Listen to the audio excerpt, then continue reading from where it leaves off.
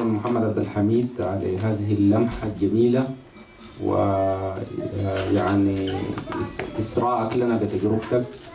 في الحقيقة أنا عرفت من الإدارة الأستاذ أحمد بأنه أنا برضو من حقي ولن أطيل إنه أنا أقول بعض ما عندي، يعني أنا ما مدير وبس والحمد لله.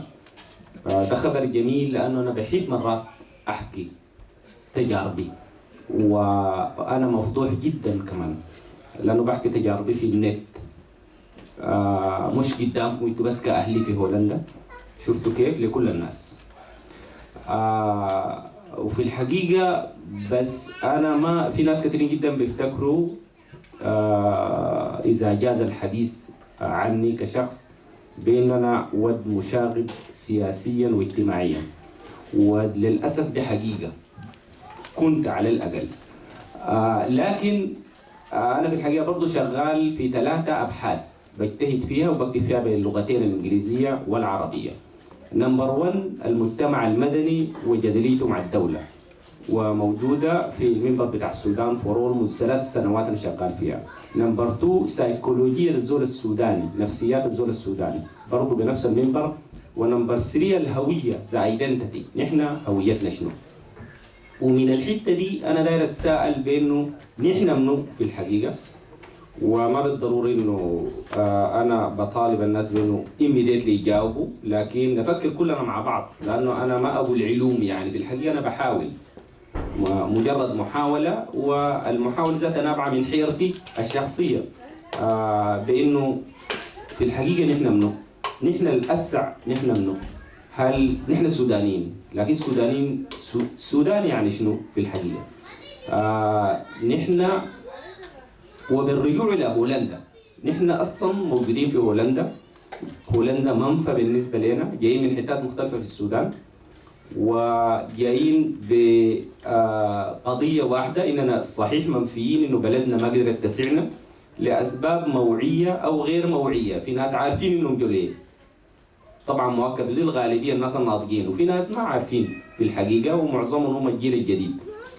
إنه نحن موجودين هنا ليه؟ موجودين في الحقيقة لأنه ببساطة شديدة جدا بلدنا ما قدرت تسعنا لظروف مختلفة، لكن مرة ثانية نحن في منفانا ده علينا أن نعمل حاجات كثيرة جدا، علينا أن ننجح، علينا مش بس يعني نقيم معيشتنا نحن بس، علينا نساعد أهلنا في السودان، علينا كمان نخوض التحديات داخل المجتمع اللي نحن موجودين فيه اللي هو المجتمع الهولندي، ونحاول نقدم نموذج كويس بغض النظر عن نحن منو، نحن كأشخاص يعني كأفراد، ونحن كجماعة. عشان كده افتكر نحن موجودين هنا لأنه عندنا إحساس بأنه برغم خلفياتنا الثقافية والعشائرية والعرقية والجهوية المختلفة في السودان، نحن ستيل قادرين نجتمع في فادر سنتروم، من جبال النوبة، من النيل الأزرق، من دارفور، من كردفان، من الشمالية، من أي حتة.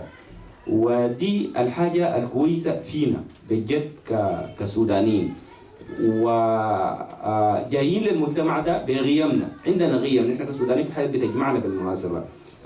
نحن فرسان بطبيعتنا، صح عشائريين، يعني الفارس العشائري أي زول عنده قبيلته حاسس بها، حاسس بأنه جاي من وين في السودان، جهته، واي زول عنده وعي بانه قبيلته شنو، الجعلي، النوباوي، الاسلاتي، كلنا عارفين وبنفتخر بالخلفيات بتاعتنا. بنفتخر بالخلفيات كمان بتاعتنا الصوفيه، في ناس كثيرين جدا في الحقيقه هم جايين بالاضافه الى خلفيتهم الفيروسيه عارفين انهم قادرين وشاذليه وفطر صوفيه في هولندا سودانيه. اجين بنفتخر بخلفيتنا المدنيه، انه ناس عندنا حضاره، عندنا فهم، عندنا وعي، حضاره قديمه جدا في التاريخ، حضاره كوش وحضاره السلطنة الزرقاء وحضارة المسبعات وحضارة الفور، حضارات مختلفة، وكل زول بإحساسه المختلف. نحن حاسين بأنه عندنا أمجاد تاريخية وأمجاد حتى في الواقع، عندنا كتاب وعندنا ناس عظماء، عندنا شعراء، عندنا أدباء. يعني نحن ما شعب جاي من الوهم ولا شعب جاي من العدم، شعب عنده وعيه وعنده فهمه وعنده تاريخه. استيل عندنا احباطاتنا الجايه من الاوضاع الحاليه في السودان.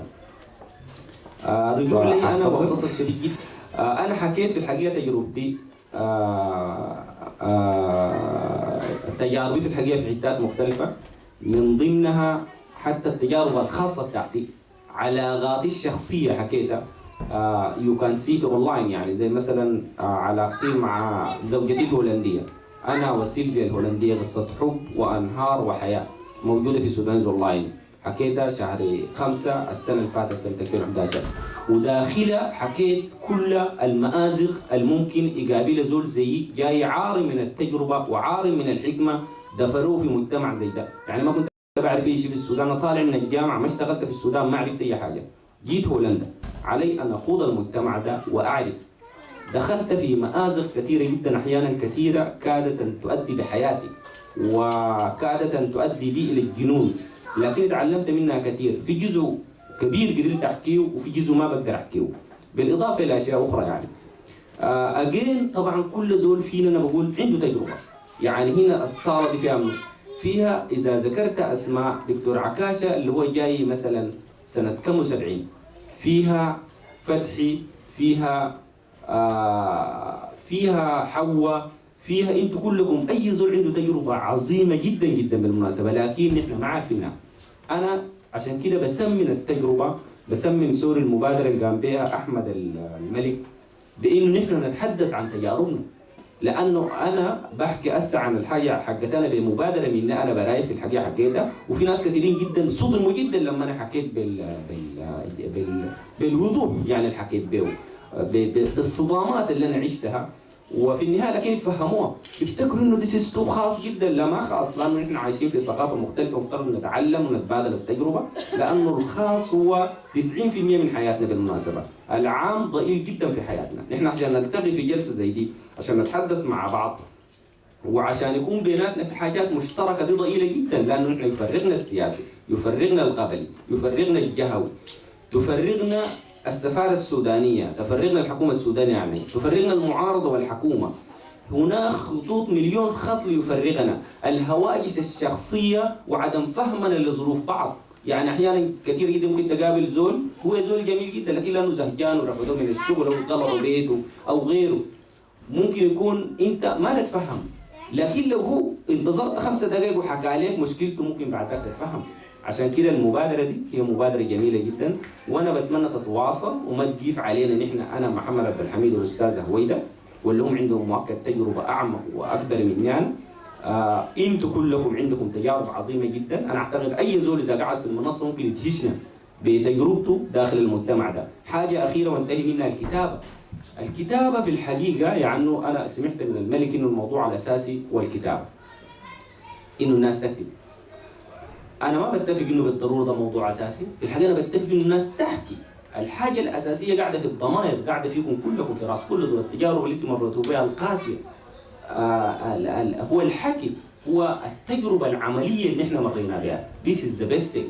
الكتابة مهمة لأنه الكتابة بتوثق التجربة للمستقبل، لكن رايت ناو نحن مفترض نحكي كلنا، نحكي لبعض، نحكي في منصة زي دي، ونسمن تجربة زي دي يعني عملوها الإخوة دي اللي هو قدامنا هسه، هم دعوكم للحلقة الجميلة دي. وشكرا جزيلا، واشوف انه بعد ذاك انا بعتقد انه ندي فرصة للناس في الصالة وفري، يعني